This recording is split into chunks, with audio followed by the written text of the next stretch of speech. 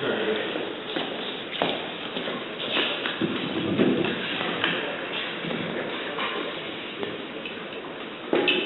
hello everyone. Some of you know, some of you I don't know. But I'm a poet with a day job. It's pretty much every poet in the United States could probably be described. I read somewhere there's only probably 17 people in the history of the United States who have ever been able to make a living strictly writing poetry. It's not real big here, but, you know, that kind of weeds out the profiteers, I suppose, you might say. So, at any rate, without further ado, this first piece kind of has a lot of meaning for me personally.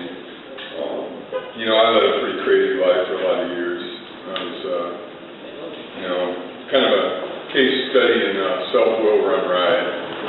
And eventually, you know, just like kind of collectively now, in parallel to our collective experience, that all kind of started catching up with me.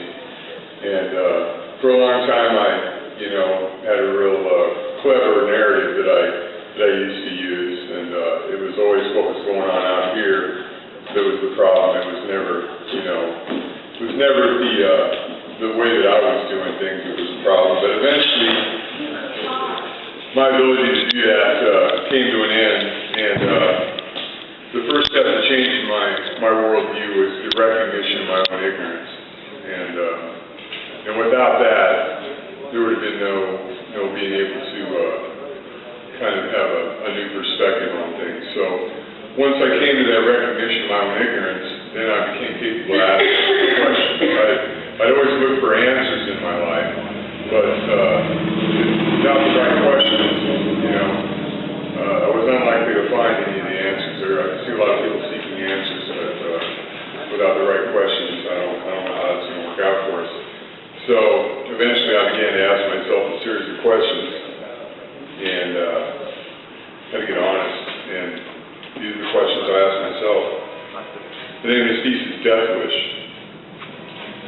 This thing that I have called myself, this thing that I have thought is me, is it something worth repeating, or am I just a living lie? Have I ever spoke the truth?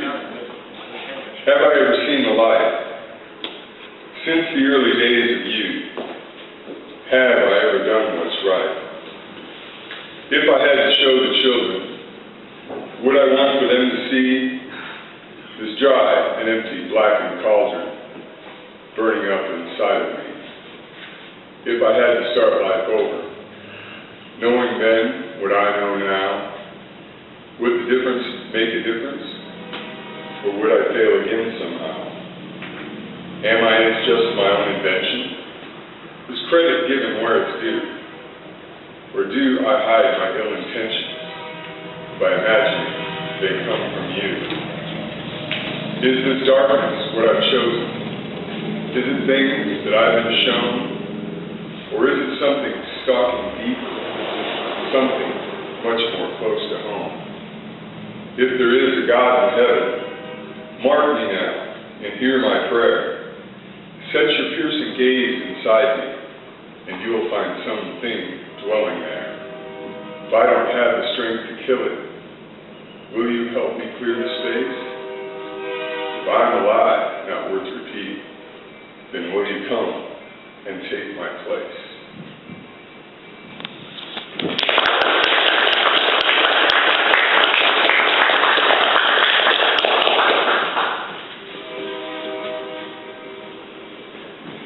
And so, with the recognition of my own ignorance and the recognition of my kind of what I would call my egoic mindset, or the ego's way of looking at the world, this isolated, kind of disconnected way of looking at the world, being called into question, I then had the ability to start to actually see things, you know, in a clearer light, in a new light, perhaps one might say as they are, instead of how I wished they would have been, or how I wanted them to be, or how I might have expected And with that clarity, I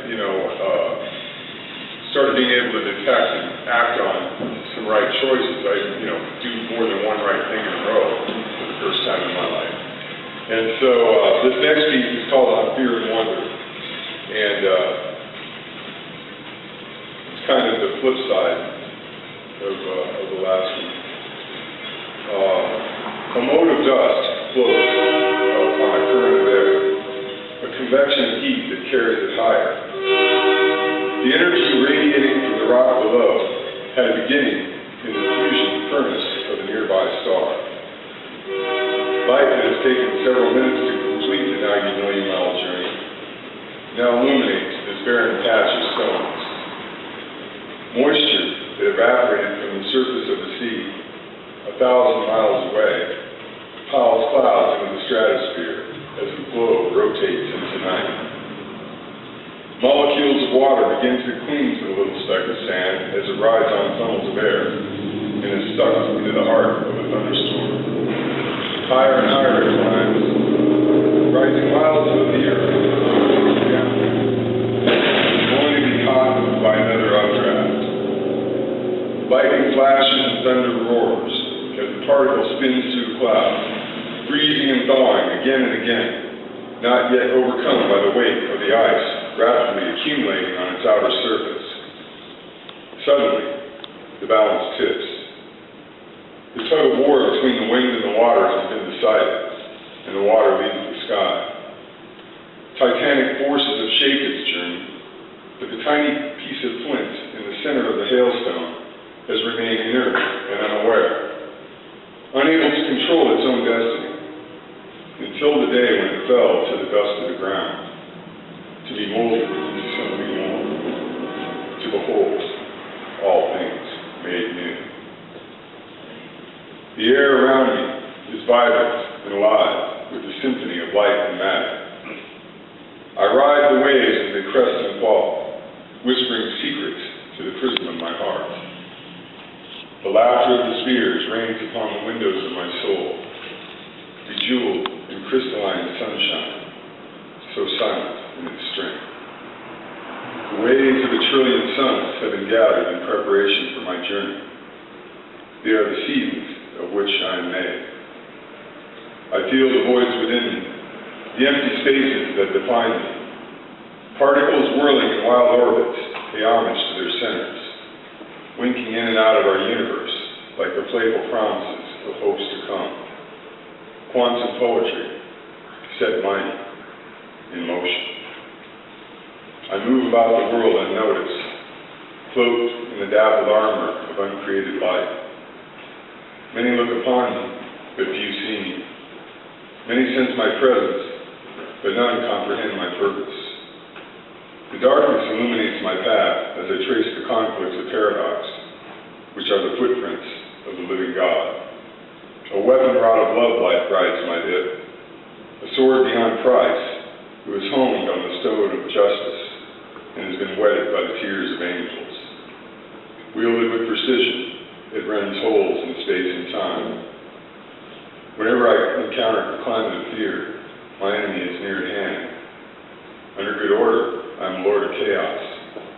In silent keeping, a poet of truth.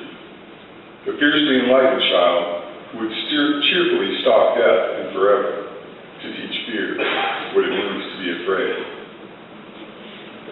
Out of the deepest darkness will shine forth the greatest lights of all. So look for me when the shadows fall. In spirit and in truth, I've been broken and remade. I am a full spectrum warrior, purpose-built with light and shade.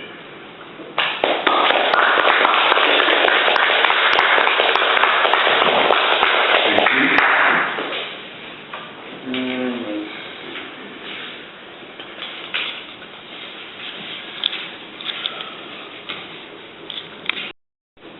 So, having begun to detect these things in myself, began to make a connection to our collective experience. When I say collective, I don't just mean as Americans, I don't just mean as people who are alive today, but as throughout the course of human history. And, how we came to see the world the way we did, and the change in has taken place over time, from a time when we were bonded with this world and with the creatures that are alive in it, and to somehow, I guess, what I've described as the human separatist movement that has come about. This idea that we're somehow disconnected from the whole, and all the mischief we can get up to when we start to think that way. So this piece I wrote was kind of around my thinking behind how there's really no way back, in the sense that we cannot unlearn or forget our time away. We can't ever recapture that innocence without the memory of the loss of it as it once was. It's not that we cannot again become aware and have the recognition of the interconnected nature of all life on this planet, but we can never erase the memory of our time away. And I wrote this piece called Our Way Home. Looking back, or up or down, it seems so obvious. But at that time, we were still in time, and it was a great mystery. Our lives together, that desperate project. Time and again, we've gotten it right, only to discover the limitations of our definitions. The seeds that we had sown in the Aegean, that storied seed of our youth, had grown rank down through the ages, a hedge of thorns hemming us round, a wilderness of mirrors on our dissolving horizon.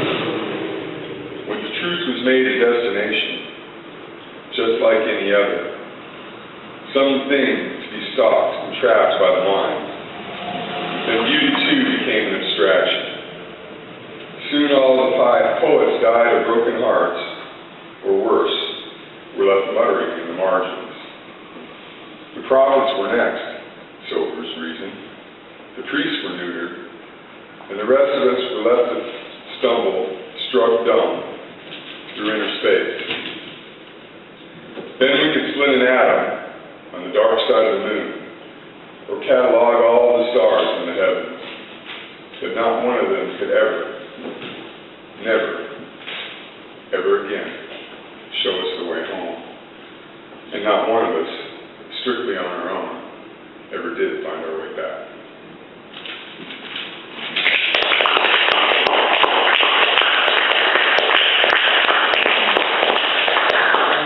Maybe one more. Okay, maybe two. Okay. This is a piece that, since I'm old, I'm going to talk about some of the things that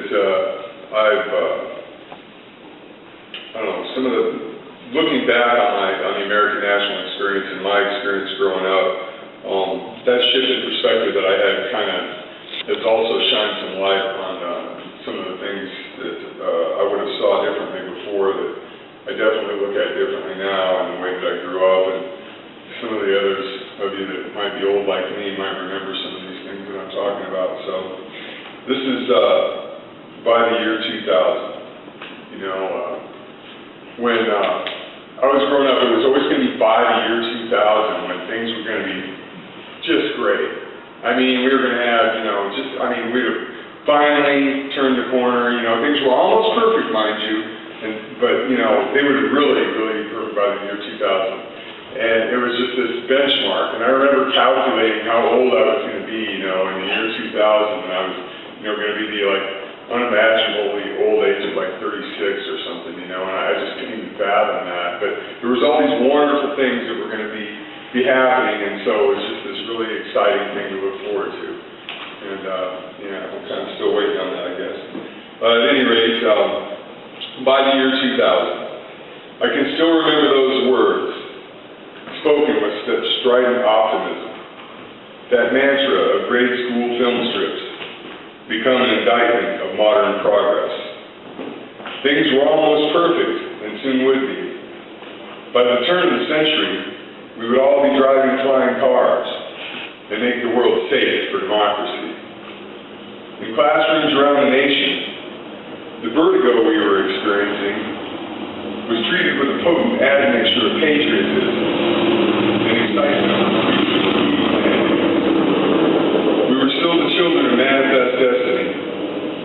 fired the shot heard round the world. None of us has yet suspected that all that shooting might never stop. The evidence was, of course, everywhere. If I or anyone else had known how to look, or perhaps when or where to look, suffice it to say that they were missed, those signs at the times. Apparently they were posted on roads we had been dismantling since the heady days of the Revolution. Equality, freedom, integrity, justice, the truth. Well, the truth really was self-evident.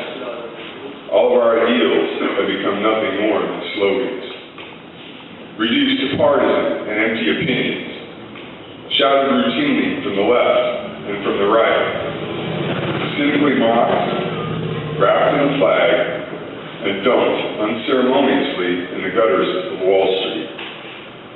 Looking back on it all now, the distortions fade, like characters in a childhood fever dream. I can no longer remember if we were ever really cowboys, or if there ever was any gold actually found in them there hills. I only remember that we all continued searching for it, long after night had fallen, long after we had gotten hopelessly lost, and long after our fires had all gone out.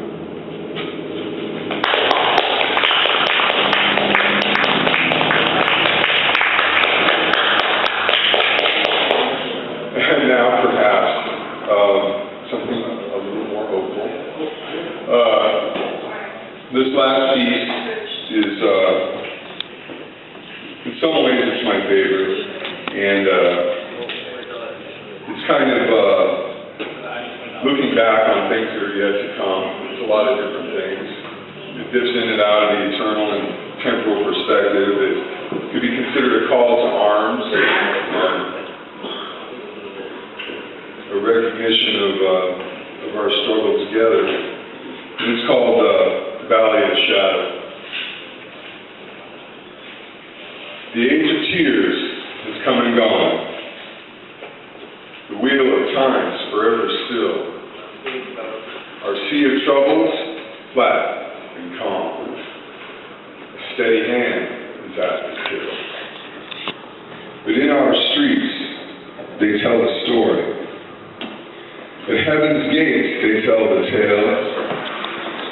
And our children sing of the desperate glory, earned within a darkened veil, of those who mustered out for battle, in a war they knew could not be won, to buy us time when forces gathered, as titans clashed and stopped the sun, of lances gathered in the darkness, of lines run through by wicked foes, of flashing swords and flights of arrows.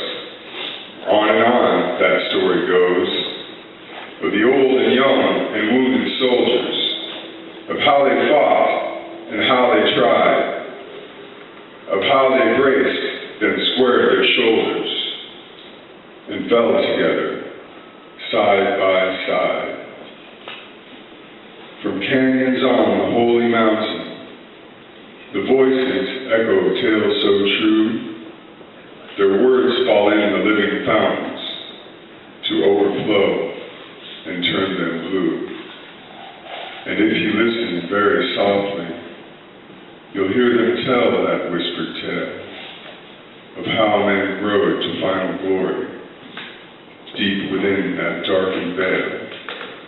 Though all seem lost, we joined that battle, fought as brothers, and there we died, till we broke the lines of falling shadows, one last time, for all.